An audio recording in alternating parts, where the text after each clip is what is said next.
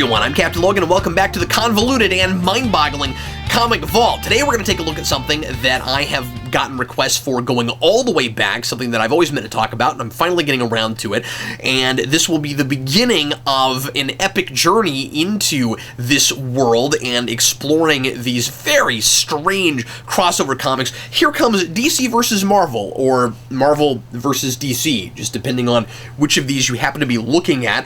This is a 4-issue miniseries that was published in 1996. The first is, number 1 is DC versus Marvel.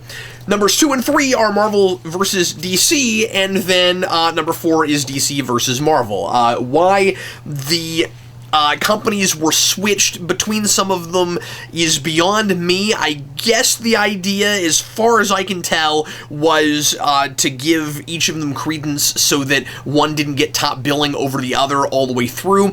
I think that would have made a little bit more sense if, at the very least, we had each issue, we had alternated that each issue, and it really should have had one standard title as opposed to the title technically changing in the middle and then changing back at the end. And that might sound like kind of a pointless nitpick, except it's irritating when you try to look these books up.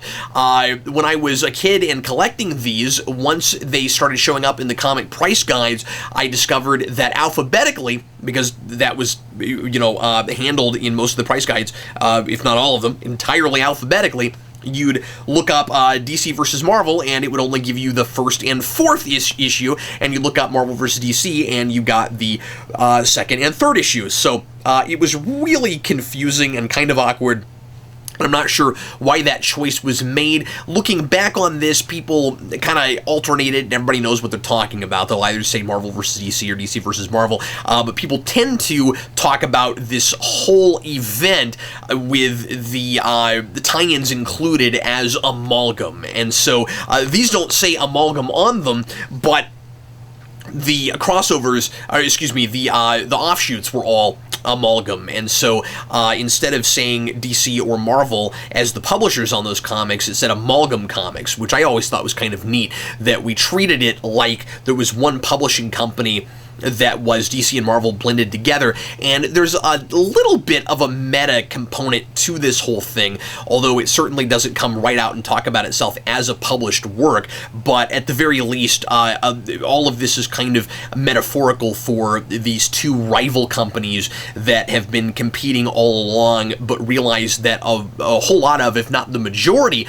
of their readers, are readers of both of these things, and that they share a lot of their customers. And I think the battle between the very admittedly convoluted and somewhat, you could argue, nonsensical battle between these two cosmic entities that each represent one of the publishers is trying to kind of talk about the fact that both of them are warranted and worth having around, and we wouldn't want to lose one or the other. And the publishing houses themselves are glad that that both of them are around and recognize the uniqueness of a lot of these characters, and that they wouldn't want to ultimately, even though it would be good for their pocketbook, they wouldn't necessarily want to be the only game in town, because you wouldn't want to lose all of those wonderful, original, and unique characters. Maybe that tune would be a little bit different now. It's interesting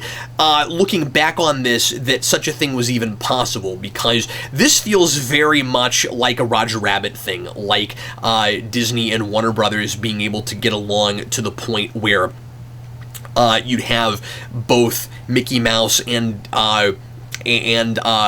Bugs Bunny in the same movie together, and we always think of that as this incredible moment where the stars aligned, and that would probably never happen again. Now, these days we're seeing so much crossover with stuff that I never thought we would see, and we keep breaking rules that we always thought could not be broken. So I suppose anything is possible, and such a thing could maybe somehow or rather happen again. Marvel was able to play nice with Sony and shake hands to get get Sony in the Marvel Universe, is it possible that Marvel and DC could eventually, again, at some point, be able to come together again and make something like this happen? I don't know. I would kind of like to see it, just because I think it could be done so much better. What we have here is exactly what you would expect a mid-90s giant crossover between these two companies to look like.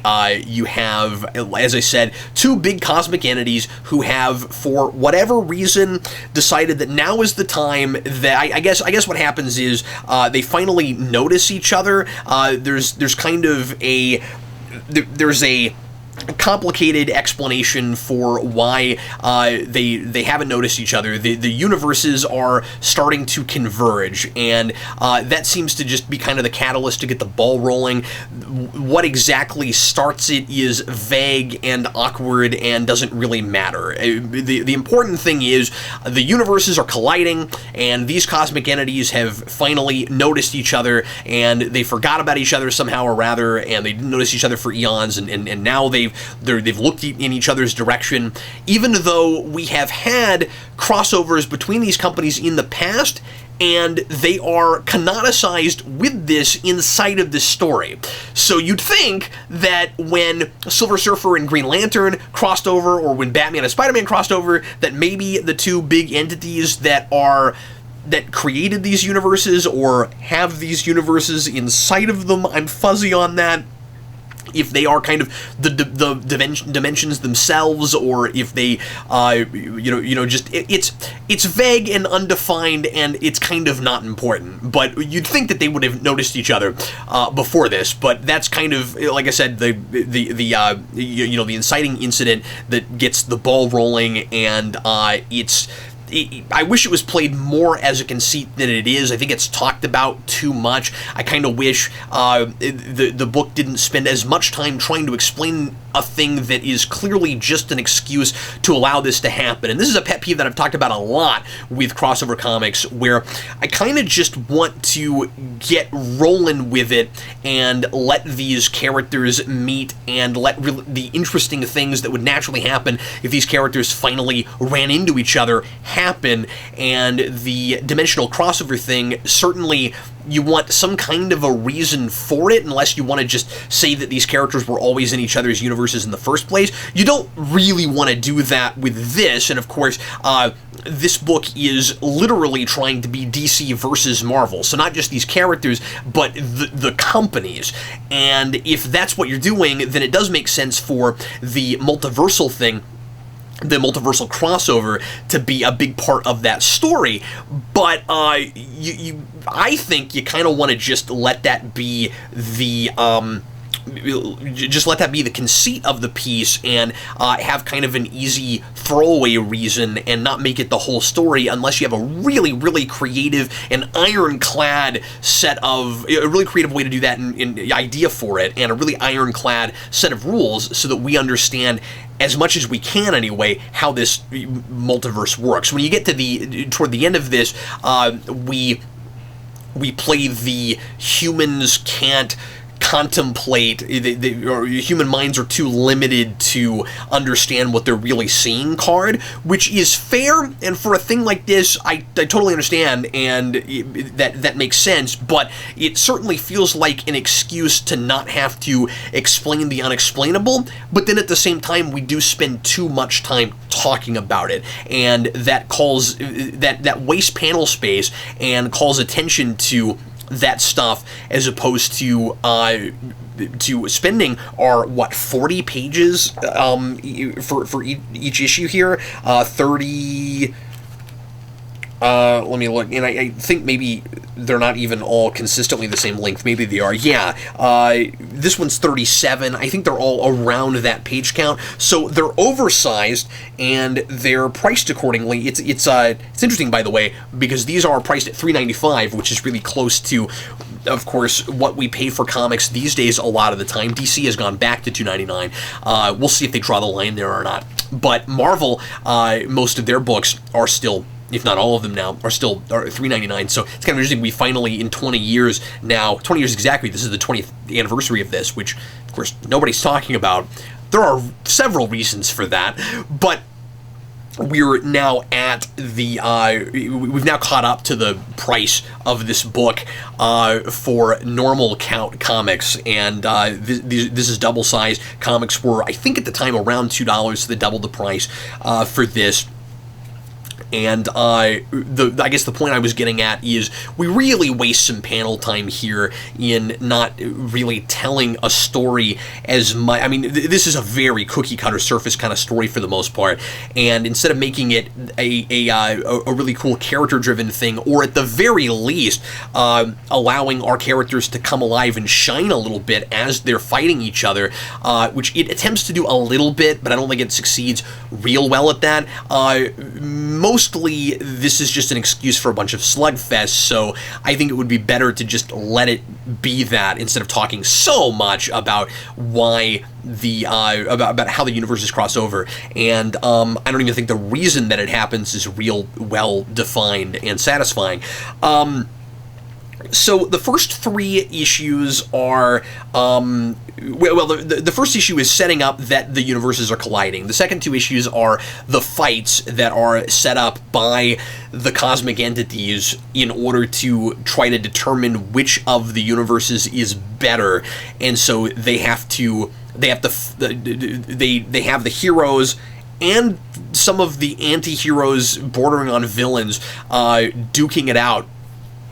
The reason they're all picked is because they're in costume, as far as I can tell. And it's funny, by the way, because Catwoman brings that up when she fights Elektra. She's like, I've never really considered myself a hero, and you don't seem to be a hero either, Elektra. You're an assassin. So how come we're here fighting? And Elektra doesn't have a good answer, and neither does anybody else, and it never comes up again. It kind of just, it comes out and says, here's a thing that makes no sense. Let's move on. They're there and fighting and made part of this contest because they're wearing costumes. And then at the end of the 3rd issue, Amalgam happens. So each of the characters, there are new characters that are all formed by 2 characters being blended together. Sometimes it's the characters that were fighting in the first place, and sometimes it's not. I'll talk about that in a second also.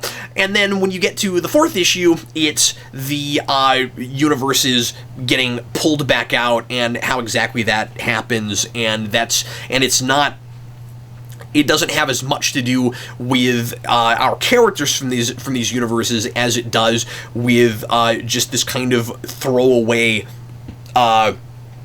lesson at the end that these guys learn. I mean, it's basically the universes themselves represented by the brothers, the big cosmic entities, that have the character arc.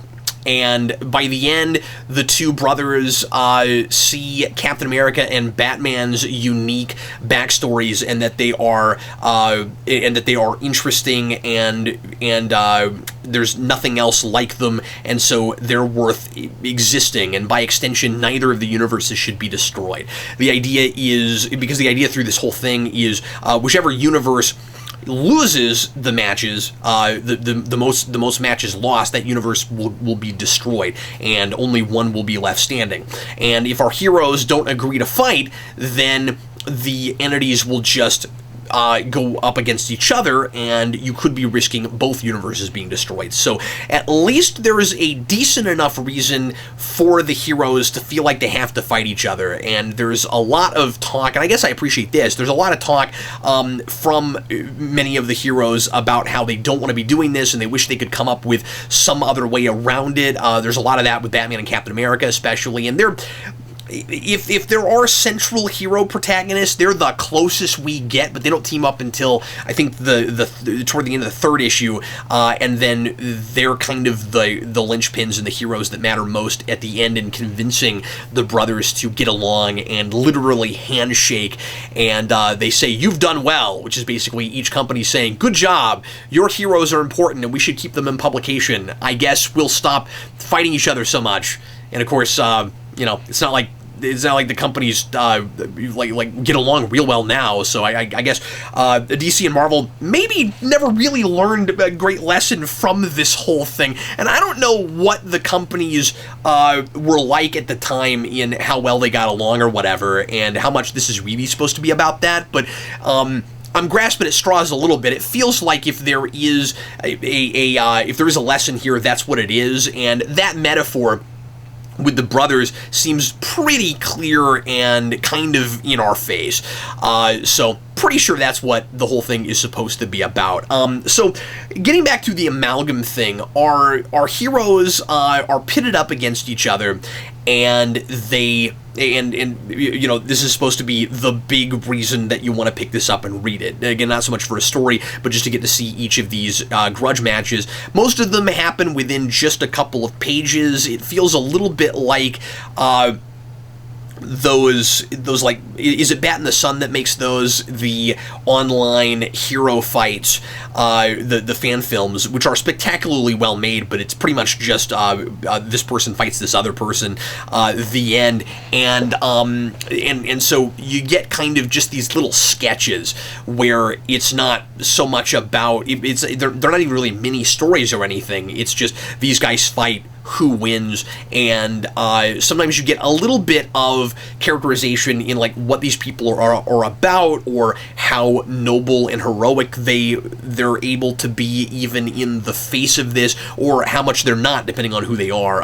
So like Aquaman and Namor go up against each other, and Namor is ultimately too noble, and Aquaman cheats and drops a whale on him, and sometimes I feel like like how these characters are treated could have easily been reversed. Like I don't know that I see Namor as necessarily any more or less noble than Aquaman. I guess it just depends on which version we're talking about, and I'm not a big Namor or Aquaman reader in the first place, so I've never really thought to, you know, noodle those characters out real hard, but I'm not real sure that it would be necessarily Namor that was the most noble between the two of those characters, especially because Namor has so often been an antagonist for Marvel superheroes and a villain as much as he's been a hero. I don't 100% know about that. I mean, I get that he kind of has a code, but I feel like Aquaman does too. So I don't know. I felt like that easily could have been, you know, up in the air. But then you have other fights where you'll have a hero that refuses to throw a punch and finds some other way to beat the other, like with Jubilee and Robin, who are falling in love in this. There's a little bit of a love story with them, and Jubilee gets roped up by Robin, and he refuses to throw a punch, and he beats her that way. And then there's this kind of awkward bit at the end of it where now she's all roped up and they're falling in love, and what happens after that, we kind of cut to another scene, but there's clearly a big giant makeout session that happens right after that, and possibly even goes farther. The love story with that, by the way, is absolutely hilarious. I can sort of kind of see putting those characters together, maybe, but the only reason she seems so enamored in Robin is because of the way he dresses, and she keeps making a big deal out of his fashion sense, and that seems to be what they have in common. I think this would be the Tim Drake version of Robin. I don't know if he would really be that enamored with Jubilee. I don't know how much I really buy that. I would think that Tim Drake would want to date somebody who was a little bit more intellectual than that, a little bit less airheady. They have as much chemistry in this as I would expect, given how little screen time or panel time anybody gets in this, and considering how stilted the dialogue is. I mean, everybody in this kind of talks the same or has a really stereotypical way of speaking, just based on what we're used to with seeing these characters going all the way back. So these characters are pitted together. At first, it seems like, based on which of them looks like more of a stand-in for the other in each universe, and like which of them would be more of an analog for the other, and then it becomes really clear when some of the amalgams are different, when some of those blends are not those things, that that we maybe started with that, and then we moved on to, okay, but what power sets are comparable? So Superman fights the Hulk, But then when the Amalgam happens, we mix Superman and Captain America. And so, Superman and the Hulk makes sense to go up against each other because they're both really powerful entities, and the Hulk might sort of have a chance against Superman, maybe in the same way Doomsday did. And then we blend Superman and Captain America because they're, I imagine, not that this is talked about at all, at least in this, but because their ideologies are similar, and because they have kind of similar worldviews, and they're both big American symbols. And if you were to if you, and I talk about this in Rewind all the time, I'm constantly comparing Superman and Captain America. If you were going to compare, two characters if you're going to compare Captain America to anybody in DC, it would probably be Superman. Looking at two really patriotic superheroes, and just in the things, that they stand for. But like I said, then you get to Amalgam, and we're mixing characters that mostly seem to make more sense that way than in the power set way. So that gets a little bit awkward because a lot of the time it's the characters that we're fighting, but then we don't always do it that way. So that gets kind of odd. The way the victors of each fight were determined was by vote. So I remember when I was a kid and this came out, I went to the comic shop, and they had a thing that you could fill out where you checkmarked which characters you wanted to see win in each fight, and then you turned that in, and I guess those were all collected. This was just as the internet was getting started, so this wasn't an online thing. You had to mail it in. Maybe there was an online component to it also, but not everybody had computers yet, and computers and modems. So you had to vote on that, and then whoever, of course, got the most votes won the fight. And who wins the fights is entirely inconsequential. It's just a matter of novelty and getting to see these grudge matches happen. That's all it's about. Amalgam itself is a whole bunch of one-shots, and I think there's one, if not a couple of miniseries. There's All Access, which is about the kid that becomes the gatekeeper of the portal between the two dimensions, which is in a very Spawn-like alleyway, and he makes a big deal out of how he's sick of alleyways, and I thought that was kind of funny right around this time. And he is played like he might sort of be the central protagonist of this, but then once again, we don't really do anything with him character-wise. He's kind of just a plot device, and but he gets his own miniseries, so maybe he's sort of fleshed out more there. I haven't read that. I think I've read one issue of that, and it's been forever. So when I review that on here, I guess we'll find out. So the one-shots and that miniseries, and I forget if any of the others are miniseries, kind of create this Amalgam world and try to creatively blend the two universes together. So you get all these heroes in their own comics. I think there are a couple of Dark Claws. You get Spider-Boy.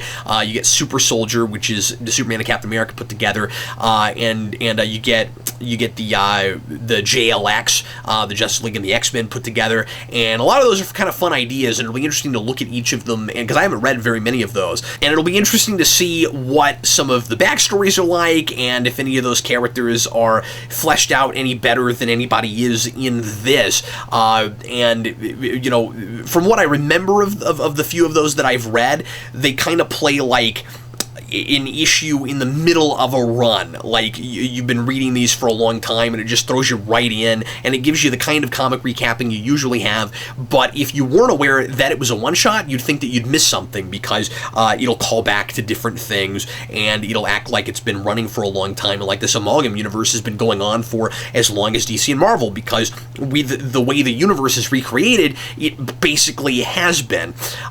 This is, by the way, I didn't even talk about creators here. This is written written by Ron Mars and Peter David. They jump back and forth, even though the titles don't, which is weird. So Ron Mars writes 1 and 3, and Peter David writes 2 and 4. There is a notable difference between the voices of the characters and the way the narrative is written. Not really the way it's structured. That's pretty much the same. But between those two guys, and the way the credits are done is strange. This one and the 2 by Ron Mars say written by Ron Mars with thanks to Peter David, and usually it would say like plotted by these two guys and written by this guy. I don't know what thanks means in this context. It makes me kind of think that they sort of wrote it like email RPG style, where one of them, where they had kind of a basic outline of where it was all going to go, but then one wrote one, and then the next one, the next person looks at the first issue and has to go on from there. Instead of really plotting it out very much between the two of them. I don't know how much truth there is to that, if that's exactly how they did it, but I'm suspicious because of the way the 3rd issue ends and the 4th issue begins, and I don't want to be disingenuous to this. It's important to note that all the Amalgam stuff happens between 3 and 4, so if you want to read this whole thing as a big massive event and look at all those tie-ins as part of the piece, and it probably is going to be more fun to look at that way. Of course, I didn't want to like review the first 3 issues and then review 4 later after we read all of Amalgam. I thought I would just review this as a piece, but then we'll tackle each of the Amalgam issues each day after this until we're finished. But 3 ends with the 2 brothers seemingly deciding that they're going to mix the universes instead of duking it out and risking both of them being destroyed. Ultimately, the fights make no difference at all. Like, not only do each of the individual fights not really feel like who wins doesn't really seem like it matters that much. Like, we're not keeping a running tally. You'd think that there'd be like a scoreboard, and there's a panel where there's some talk about how normal people are coping with all this. And of course, the bystanders in this are a footnote. But you see Bibbo from Superman keeping like a scoreboard on a chalkboard. And this is one of the ways that people are kind of living with this and figuring out a way to to stand the craziness that's going on. And you'd think the book itself would maybe have a scoreboard like that, but then it doesn't really end up mattering at all. Not just the individual fights, but just the fact that the fights are happening, because by the end of issue 3, the 2 brothers are like, let's just mix. And it's not because there's a tie. That's kind of what you'd figure. The way it happens, you'd think it'd be like, okay, well, we can't reach a verdict, so we mix. But that's not how it works at all. When you get to that page, it says the battles are over and only one universe is being spared, but not the winning universe. It plays it really hard, like this big twist. Ooh, what's going to happen? One universe is being eliminated, but not the losing universe.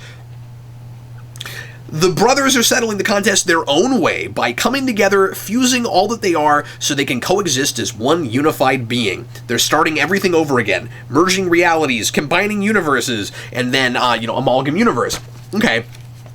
So, it looks like they've just kind of changed their minds, and there's not really any motivation for that. Nothing has changed their minds. This is just a big novel idea so that we can get this big plot twist and get to see the universes get merged instead of just these characters fighting. Okay, there's a really easy way to make that feel more organic, which is just, there's a tie, what do we do? But and even that would have seemed kind of silly, but at least it's a better explanation than no explanation. And then you get to the beginning of the 4th issue, and it feels like a retcon. It feels like Peter David going, "Oh, that was dumb. Let's say that something. Let's have an actual explanation for it."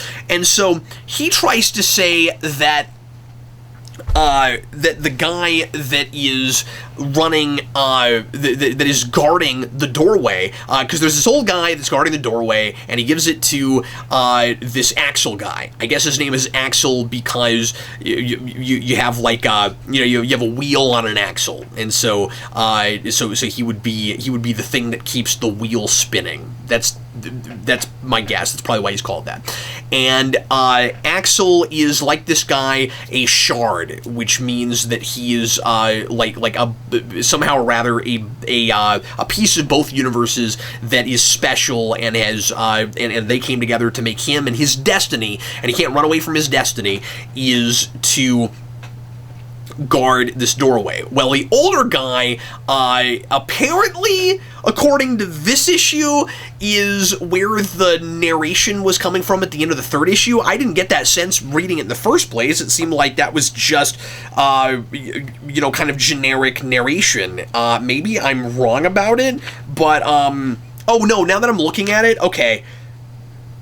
Okay, so it's more consistent than I thought, but I'm still suspicious of it. It still reads like a retcon to me. So that narration we get at the end of that really is that guy talking, is the older Guardian guy. But then it turns out when you get to 4, I just don't know what the point is of him not understanding what's going on. When you get to the beginning of 4, he says, oh wait, I was wrong. That's not what was happening. It turns out that the brothers actually have not learned how to get along yet, and that's not what they would have wanted to happen. Because what they want is to decide which universe is the better universe. So their blending doesn't really make a lot of sense, and this really feels like, and I don't know if I'm right about this, but it really feels like Peter David saying, but that contradicts what the whole point of them was. So what he says instead is that the Spectre and the Living Tribunal, who have been here since the beginning and have been trying to figure out how to solve this problem themselves,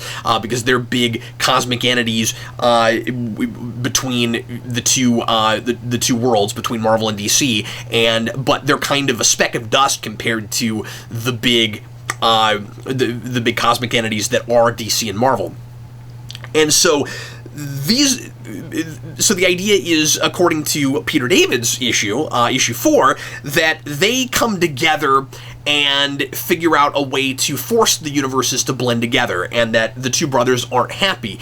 And by the end, when they get pulled back out again, it's only by seeing the uniqueness, like I said, of Superman, or of Batman and Captain America, that they're able to settle their differences. And I guess the idea is, I don't know if I'm right about this. There's a little bit of talk about archetypes, and I guess the idea is supposed to maybe be that Captain America and Batman at first glance look like the same archetype, and then when you look closer, they're unique beings, and you wouldn't want to stamp one out in favor of the other one. But of course, those aren't really two characters that I would compare as archetypes, especially before Captain America and Superman. But then, we put Batman and Wolverine together as Darkclaw, so this is another situation where the Amalgam is different than who's fighting each other, and they're closer, but certainly don't feel like exactly the same archetype either, and I feel like we're kind of fishing for archetypes a little bit here to make all of that spectacle work, and it's just not real smart about it at the end of the day, which is not really surprising. Obviously, the point of this book is to have these grudge matches, and some of that is fun and kind of worth it. When I was a kid, I enjoyed this immensely for all the reasons that it was printed, I think. But the problem, I guess, is, and obviously I want to have some historical perspective, but there are certainly crossovers that I have read before this that are much more thoughtful and are a little bit more than just punch fest. But also, I've certainly read this kind of thing done a lot better since then, and maybe if we gave it a few more issues, there'd be some time to actually do some interesting character-driven things. And at the end of the day, I would have loved to have seen some of our heroes get together and solve this problem, as opposed to this guy I've never heard of, this Axel guy who kind of helps to force the two universes apart again, I think, basically just a I'm learning what I'm supposed to do because this is what I was meant to do kind of way, not through any kind of ingenuity or anything. And then, you know, just through these brothers noticing something in a couple of our characters. None of our characters, you know, our familiar characters who we came to this book to read, really learn anything or grow from this experience, and a lot of them don't even really remember it very well at the end of the day, because again, you have this idea that we're limited, we're mortal and limited, and our minds can't really comprehend the massive scale and cosmic nature of this whole thing. And then artist-wise, we've got Claudio Castellini and Dan Jurgens. I like Jurgens' stuff a lot more than Castellini's, and I think that the contrast between the art styles is pretty jarring. Again, not a thing I really noticed when I was a kid, but I certainly noticed it on this reading.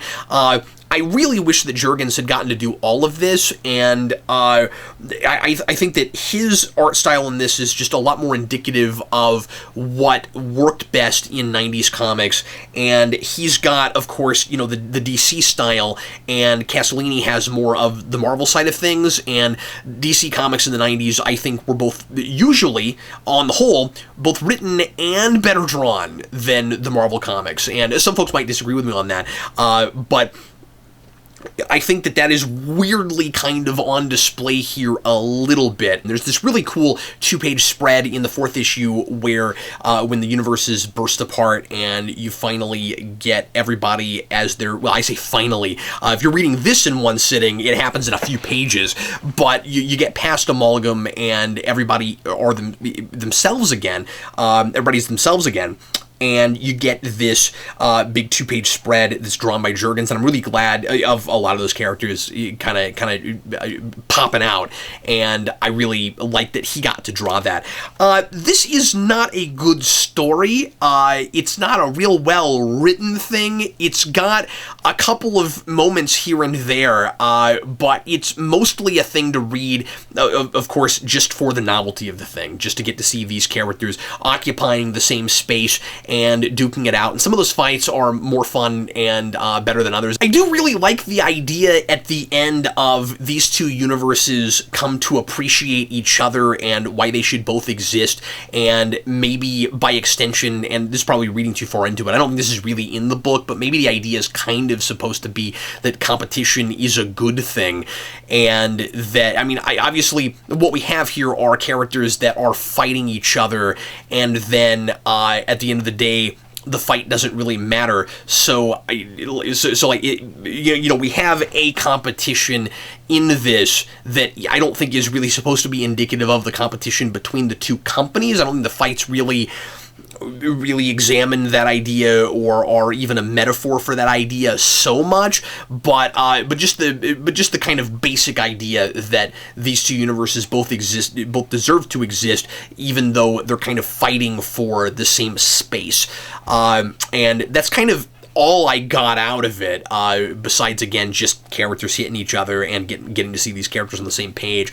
So we're going to start looking at Amalgam tomorrow, which is going to be really interesting. We're going to live in this world for a little while and see what that's like. And thanks a lot for watching. Sure appreciate it. I will come to you with another Comic Vault tomorrow. And in the meantime, I'm Captain Logan, and happy reading.